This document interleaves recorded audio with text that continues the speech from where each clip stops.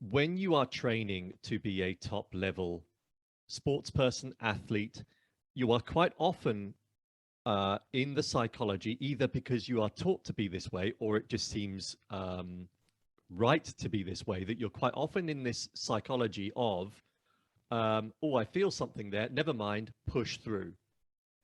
Yeah. Oh, that doesn't feel right. Never mind, push through. Come on, keep going, keep going. If you want to be the best, you've got to push through. You've got to force it. And of course, all of that is wrong. We know that. But instinctively, when you're training to be the best, you almost adopt this kind of David Goggins-like mentality, which in some respects is good. But when it means that you're ignoring the messages or that you don't understand what those messages are, and therefore you're pushing through, then at some point you become ill, injured, and then that is then the real message. The injury and the illness is the real message. That is your body saying, I've told you already. I've been telling you this for ages. Now look at what you've done. Then at which point, that's when you should listen. But again, especially in areas of athleticism and sport, people still don't listen. In other words, okay, that's really frustrating. I can't train anymore. I'll just wait up until I can. Still, and maybe I could start a little bit earlier than suggested. It's the wrong kind of psychology, isn't it?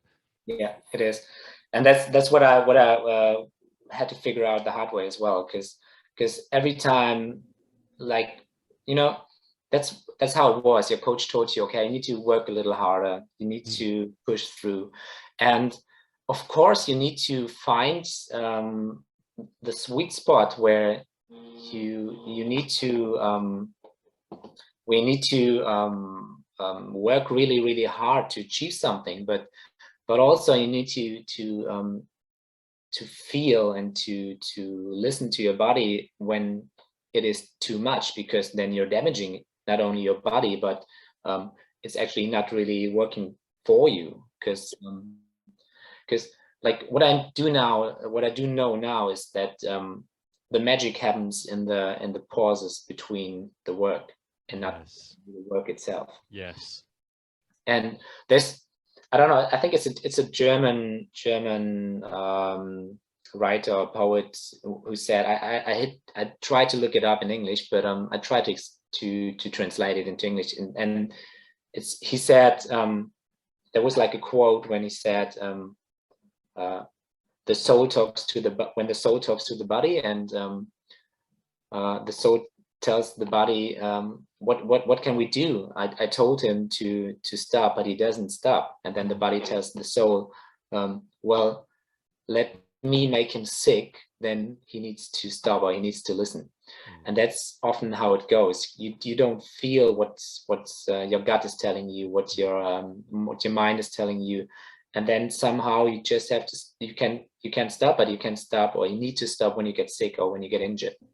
So, and that's a very important topic, because I think being a high performer, being very fit, very good in your area, in your sports, doesn't necessarily mean that it's being healthy. Yeah. So being healthy is the foundation you need underneath to be a high performer and continue doing it for a longer period of time, and to become maybe successful in another career later on. You don't want to just be a high performer or an elite athlete for like 2, 3, up to maybe 10 years, and then afterwards you don't want to fall into a hole. But that's what happens quite a lot of times.